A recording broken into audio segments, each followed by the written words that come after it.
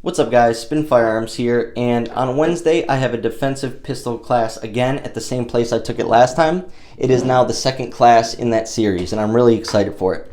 And what I did last time, if you guys weren't subscribed at the time, is I brought a lot of that info home with me and then gave it to you guys, made videos on it. That way you guys can get a little bit of free training and just some tips and stuff you can do at home, because I learned so much that day. I actually left and I felt dumb. I literally learned so much that I felt dumb, but it was a great feeling because I walked away knowing that I took a lot of good stuff away from the class.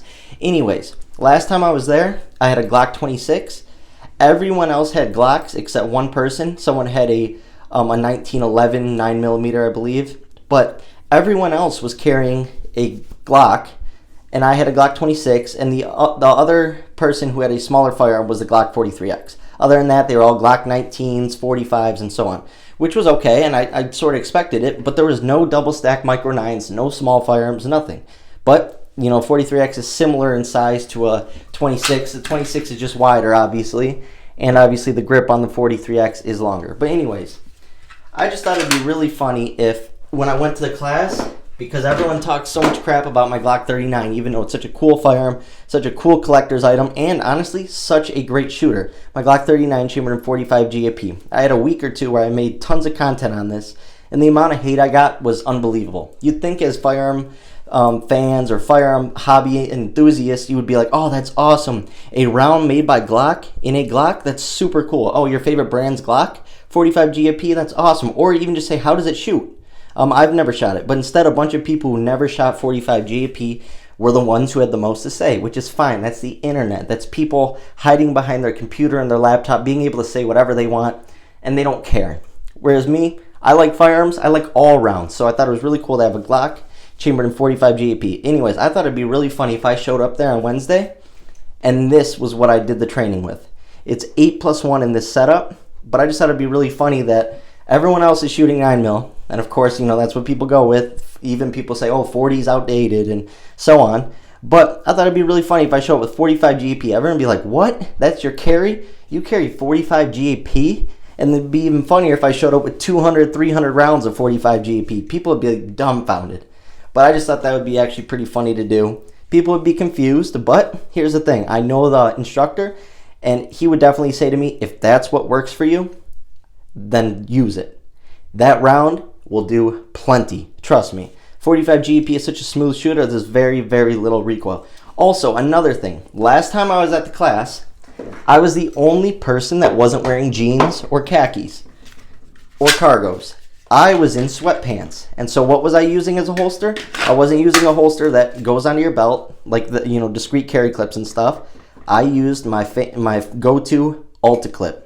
I used my Blacksmith Tactical holster with an Alta clip and a wedge, and honestly, my whole entire training went smooth as can be. All my draws were smooth.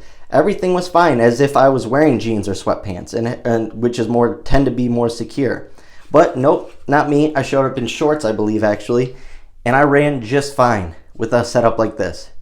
So I just thought it was funny that when you go into a place like that and you're talking to everyone, you're asking, what are you carrying? You know, almost everyone had an optic. And on top of that, everyone was in jeans and a sweatpant, had a belt, and was carrying with something like discreet carry clips, and a lot of people were even carrying outside the waistband.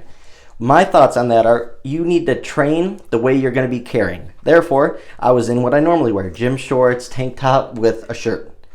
Where other people were carrying outside the waistband, and there's no way that, I'm pretty sure, knowing those people, that they carry outside the waistband all the time. It's going to be a much easier draw. Where a harder draw comes in is having to lift that shirt up and that tank top, getting a good grip on your firearm and drawing. But anyways, I just thought it was funny that I sort of stuck out of everyone. I had a Glock 26.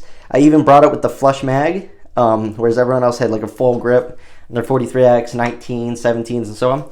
On top of that, like I said, I was in gym shorts with a tank top and a t-shirt, and I did good. And so on Wednesday, we're going to do the same. No, I'm not going to carry my Glock 39 to train there because that wouldn't make sense, because this isn't my go-to, it's my backup. It might be in my pocket the whole time, but I'm going to be using my Glock 26 everyday carry build.